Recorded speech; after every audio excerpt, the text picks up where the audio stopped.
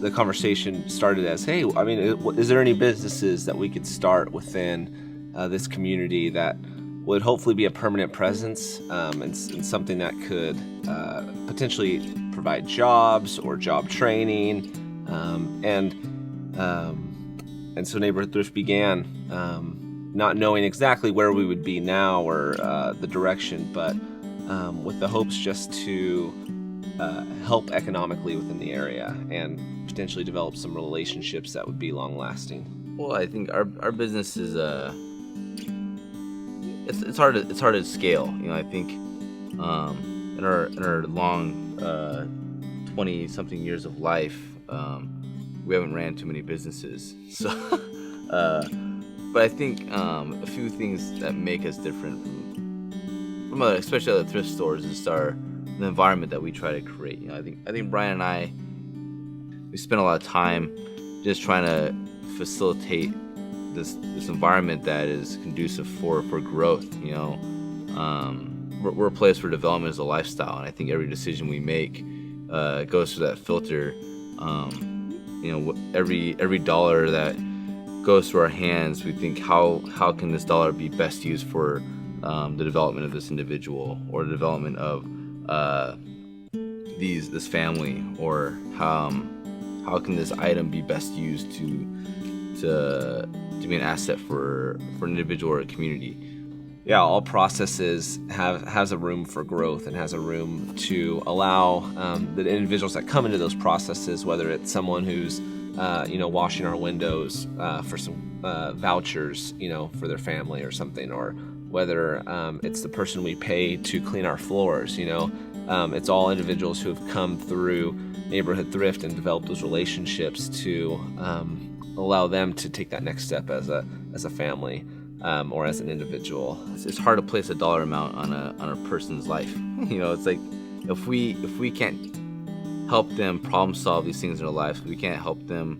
So in a sense, we're teaching them how to manage emergencies in their life. We're teaching them how to be more preemptive. Any person come late and then they ask me, can I stay a little late? 10 or 10 minutes, they can do that or no? Like if they show up 10 minutes late? No. That doesn't excuse their tardiness. Oh. Yeah. And honestly, we don't require them to make up that. Because they want to do okay. Yeah, if they're half an hour late, we don't require that they make up that half hour. Late.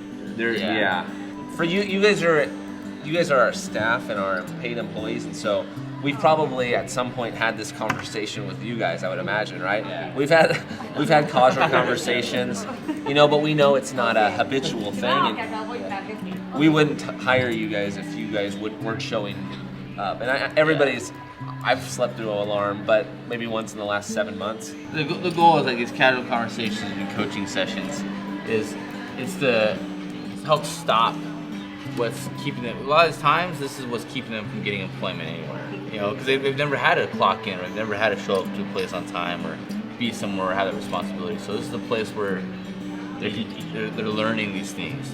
So if it's something where you've been late once in the past 6 months. We're all late. Like Brian said, we're all late at some point in time. But if we're having like 3 or 4 conversations with somebody in a span of a week, there's obviously a problem there. So that means hopefully we need to stop it before. It's breaking a bad habit. It's not something you stop right off, overnight. But it's breaking a bad habit, something that takes time, and it takes like work, and it takes a group of people, to surround somebody and encourage them to make the right choices.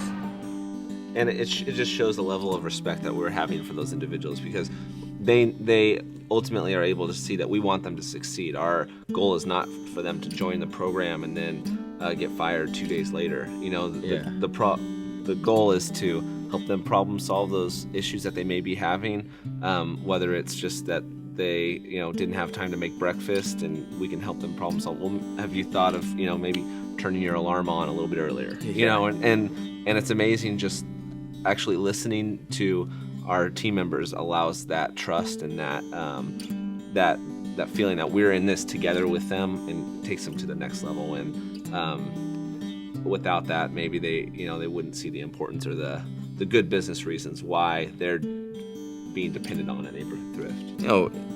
we feel confident we can point to any one of our employers, any person wearing a Neighborhood Thrift apron or shirt or vest, say like, you know, this is where that transaction's going. You know, everything we do is focused on how we can make life better for this specific person. And you know, I think our product isn't necessarily a couch or clothing or different household items. Our product are our people. I think the people that we're trying to produce, in a sense, the product, you know, just increasing quality of life one transaction at a time, I think is something we try to do on a daily basis. You know,